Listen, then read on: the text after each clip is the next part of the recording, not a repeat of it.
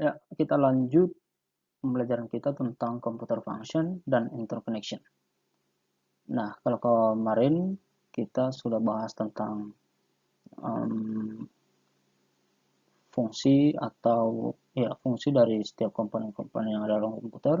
Sekarang kita bahas tentang interkoneksinya. Nah, pertama kali di sini semua unit atau semua modul memori input output CPU ini semua harus terhubung ya, harus terhubung satu sama lain agar terjadi transaksi data, transaksi alamat, melakukan read and write ya, dan semuanya yang berkaitan dengan uh, proses transaksi data.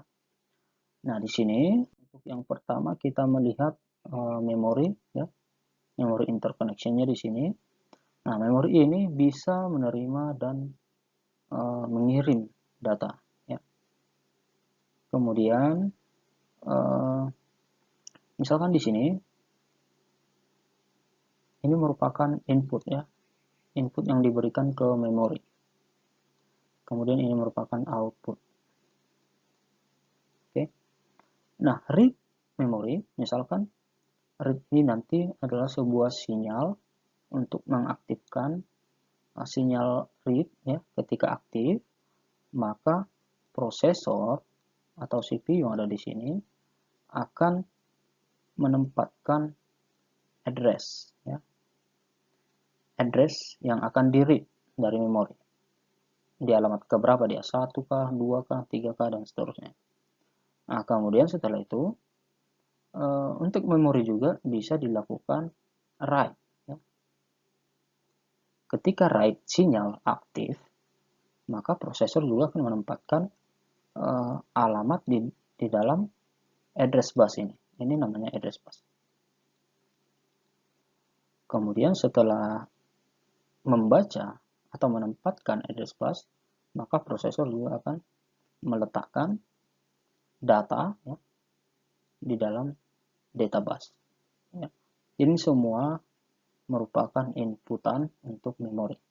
Kemudian kita lihat outputnya hanya berupa data ya, karena memang pada dasarnya memori hanya bisa mengeluarkan data saja ya, mengeluarkan instruksi atau address ya, dan semua itu adalah data,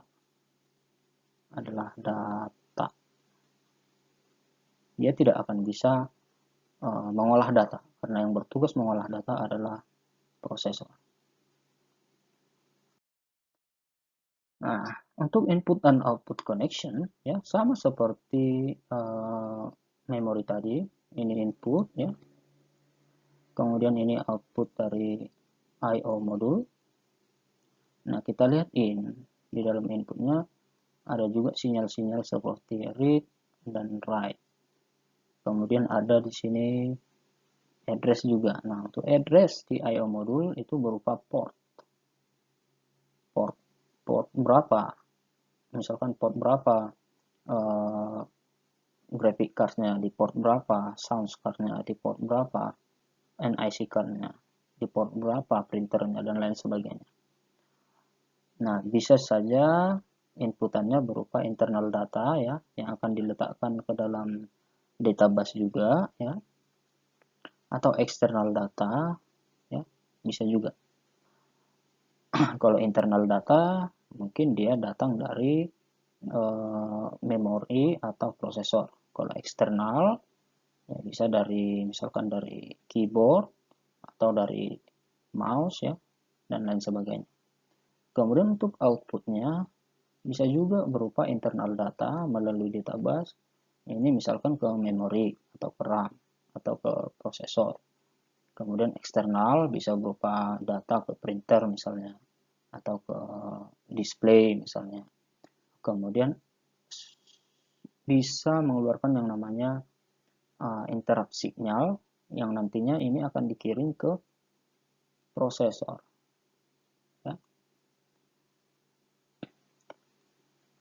Interrupt signal ini hanya bersumber dari input dan output modul dan ditujukan ke prosesor atau nanti ada yang namanya DMA, Direct Memory Access.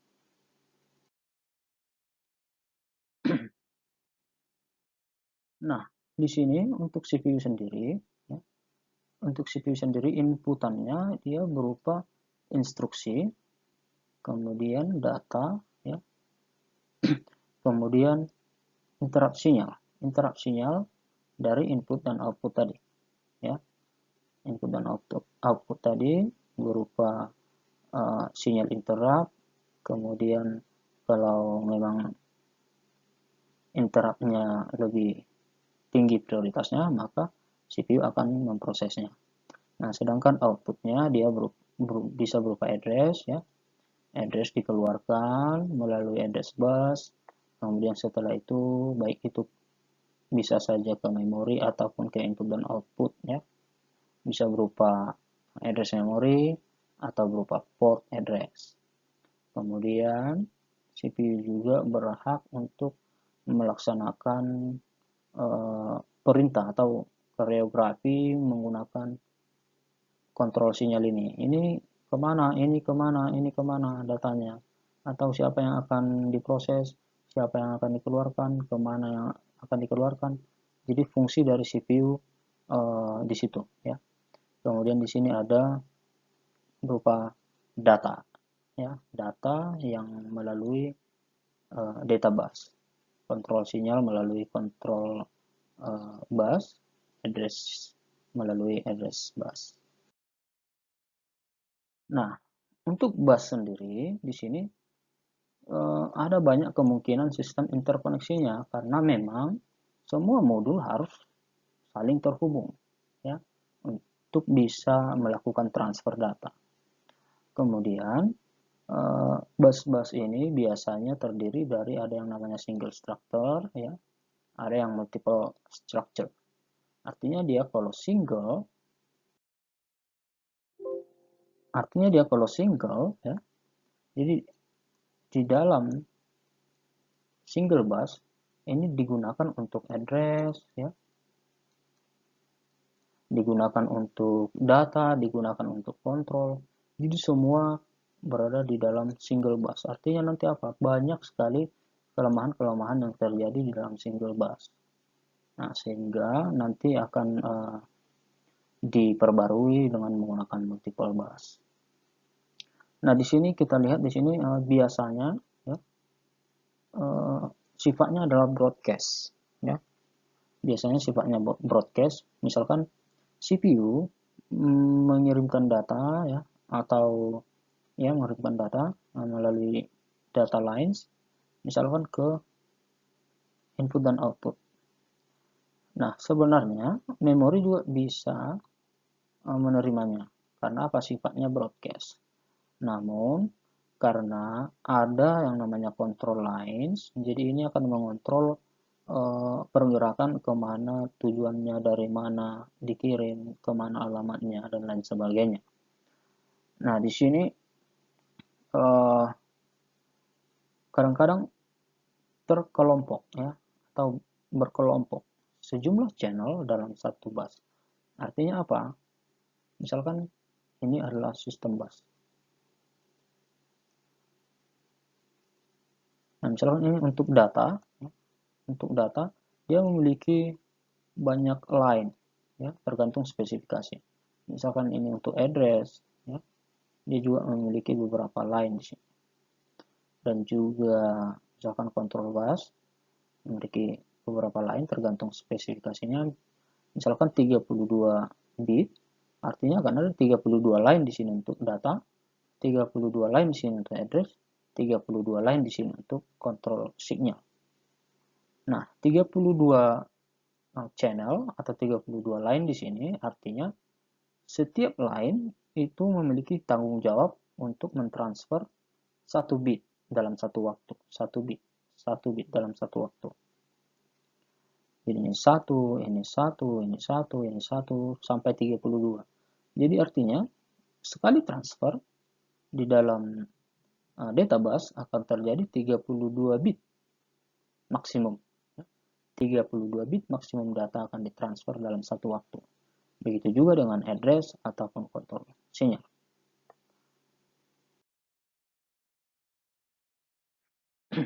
Nah, dalam sistem bus, ya, dalam sistem bus, karena di dalam sistem bus ini hanya terdiri dari wire-wire kecil, ya, wire-wire kecil yang ditanam di dalam motherboard mungkin, ya.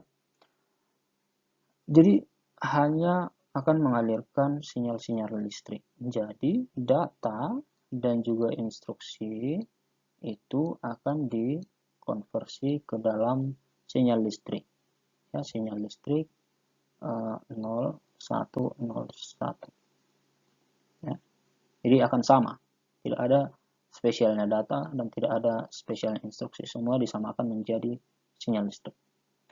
Nah, untuk lebarnya sendiri, lebar busnya tadi sudah kita bahas, ada yang 8 bit, ada yang 16 bit, ada yang 32 dan 64.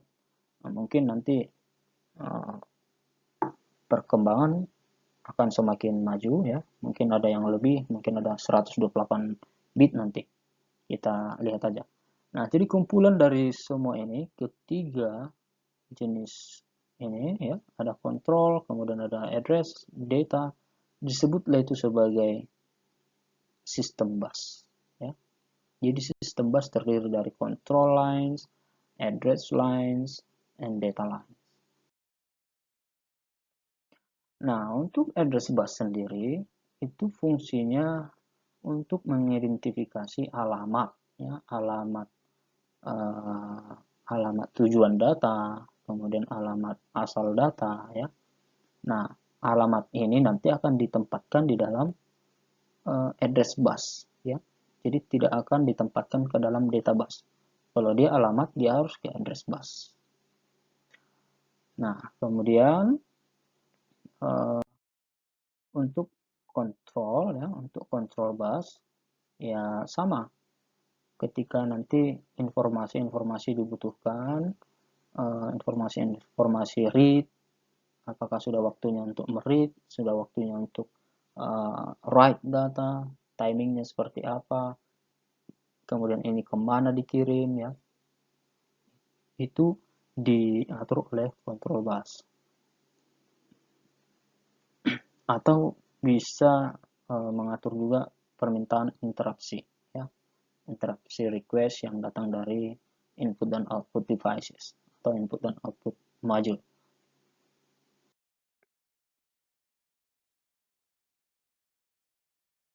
Nah, dari gambar ini adalah prosesor, mungkin kemarin sudah diperlihatkan oleh Pak Andi. Kemudian ini adalah untuk RAM, kemudian ini adalah PCI, disebut PCI, ya. Ini semua adalah PCI, tempat card tambahan, misalkan graphic card, sound card, network interface card, dan lain sebagainya. Nah, untuk lainnya sendiri itu sifatnya onboard, ya, tertanam dalam sirkuit. Misalkan ini adalah prosesor, ini adalah memori, kemudian lainnya ada di sini untuk busnya, ya. Jadi melalui sistem bus ini akan terjadi transfer data dari memori ataupun dari prosesor. Nah, ini secara ininya, ya, secara desainnya. Jadi ada CPU, memori, input dan output, kemudian ketiganya saling terhubung satu sama lain dan disebut sebagai sistem bus, ya. Kemudian di sini yang tadi, ya, yang saya singgung tadi, yaitu ada tipe bus ini yang berupa single, ya, ada yang berupa multiple bus. Jadi kalau dia sifatnya single bus, ini banyak kelemahan-kelemahan yang ada di dalamnya ini nanti. Kelemahan utamanya itu mengenai propagation delays. Artinya ada nanti waktu yang dibutuhkan oleh single bus ini untuk melakukan transaksi data, transfer data. Karena apa? Di sini semua berhak untuk memakai jalur bus ini, ya. Artinya misalkan di dalam sebuah jalan, ya, jalan sempit, ya, dipaksa untuk setiap orang bisa mengakses ini dalam satu waktu.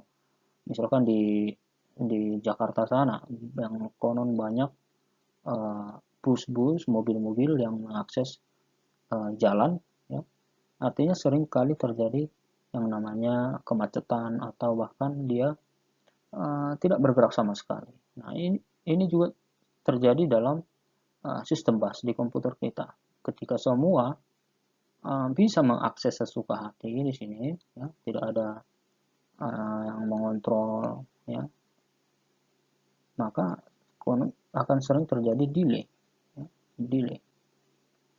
Kemudian di sini untuk mengatasi ini kelemahan-kelemahan ini, maka dibuatlah sistem memakai multiple buses. Nah, sedangkan tipe bus sendiri ada yang bersifat dedicated, ya. Dedicated ini artinya jalur bus dan address bus ini dipisah. Jadi tidak single lagi, tapi dipisah. Uh, misalkan ini untuk data bus, ya. Kemudian ini untuk address bus. Jadi terpisah channel-channel mereka. Artinya apa? Kalau untuk nanti ada memori memanggil data, ya, melalui address-nya di address bus. Memori misalkan prosesor memanggil data, bukan memori. Prosesor memanggil data dari memori, ya, melalui address bus, kemudian datanya diletakkan di data bus. Nah, ada juga yang disebut sebagai arbitrary bus, ya. Nah, jadi arbitrary bus ini lebih dari satu modul yang mengontrol bus, ya. Biar misalnya CPU dan juga DMA controller. Nah, misalkan CPU, di sini DMA controller. Nah, di sini bus mereka.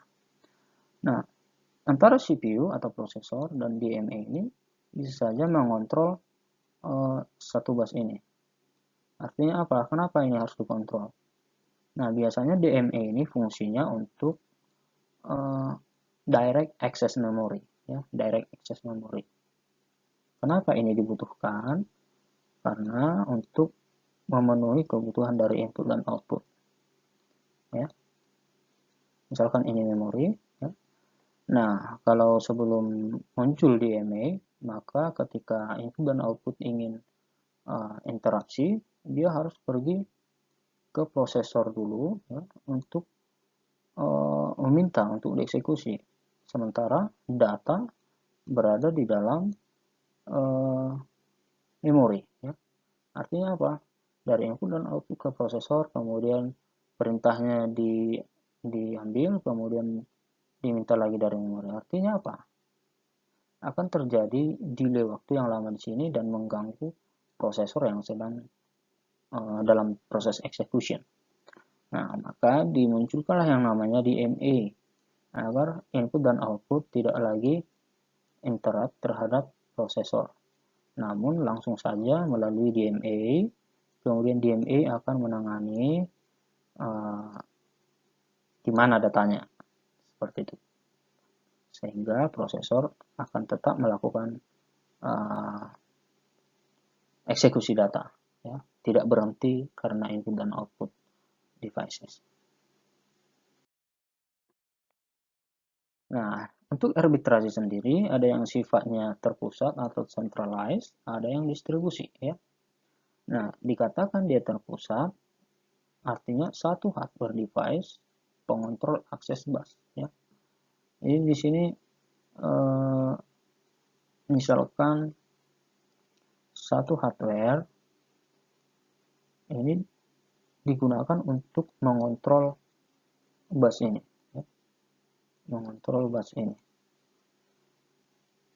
Kemudian mungkin menjadi bagian dari CPU atau berpisah.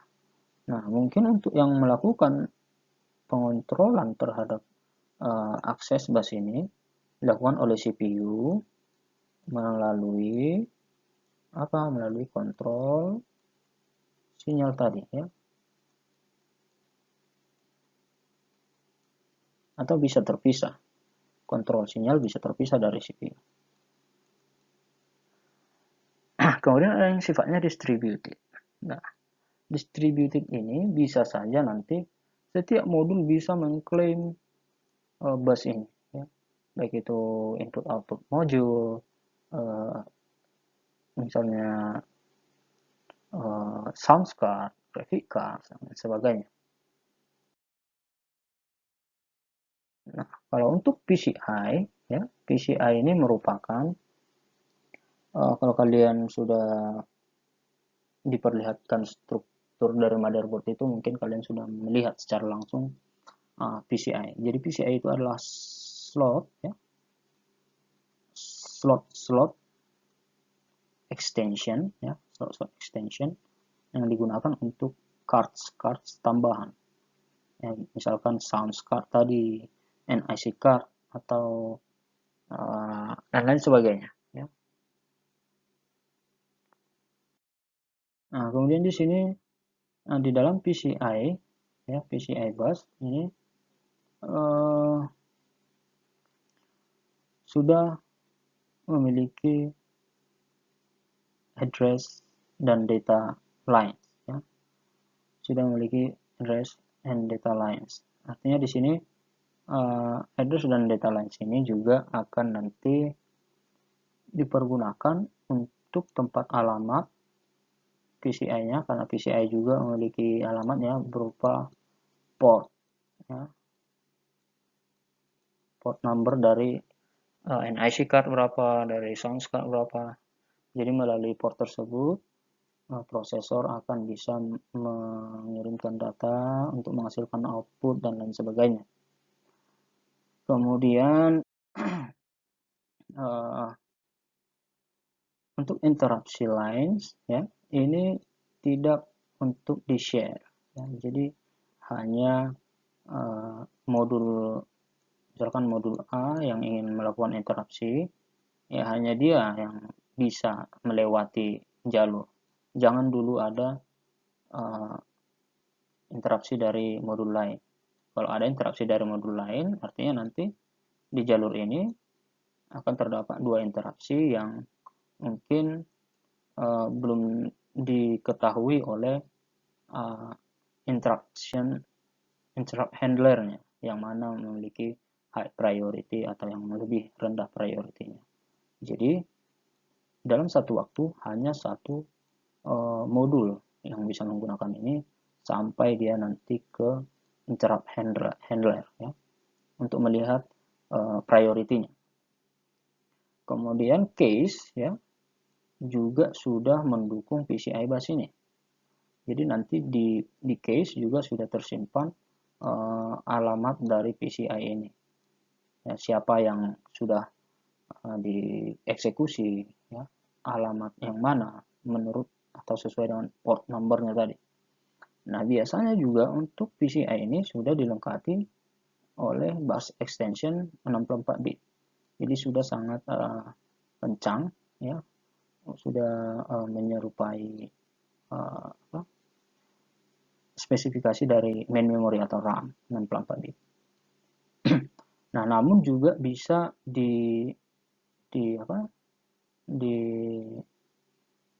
digunakan untuk transfer yang 32 bit. Jadi tidak menutup kemungkinan untuk 64 bit bisa digunakan untuk 32 bit.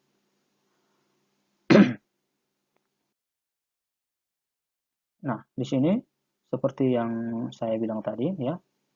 Jadi ketika ada modul ya, modul A, B, C dan lain sebagainya, ketika sudah ingin mengirimkan data, artinya siapa yang lebih dulu atau yang lebih awal mengirimkan data, ya, dia akan bertindak sebagai master. Master di sini artinya dia yang berhak mengklaim bus tersebut. Nah, ketika si B dan si C ingin mengirimkan, artinya tidak akan bisa. Tidak akan bisa dikirimkan karena masih dipakai oleh A. Ya. Jadi tunggu selesai dulu transfer, misalkan ke memori atau ke DMA atau ke ke prosesor, maka kontrol sinyal akan mengatur untuk mengenable semua jalur ini. Kemudian siapa yang lebih dulu, misalkan B atau C, akan memasuki ini, maka diganti menjadi atau masternya bergantian ya. Misalkan B terlebih dahulu, maka masternya akan menjadi B. Kemudian setelah itu C, D, dan seterusnya. Nah, untuk tipe transaksinya juga bisa berupa read dan write ya, read dan write. Artinya input dan output ya, bisa melakukan read data ya, dari memori melalui DMA ya, kemudian bisa melakukan write data ya. Write data artinya input dan output akan dipergunakan untuk menghasilkan output. Nah, mungkin sampai di sini dulu pertemuan kita pada kali ini. Untuk selanjutnya kita akan mempelajari yang namanya konversi bilangan ya. Konversi bilangan antara biner, kemudian heksadesimal, kemudian oktal, dan juga desimal. Ini di pertemuan berikutnya. Oke, sekian dan terima kasih.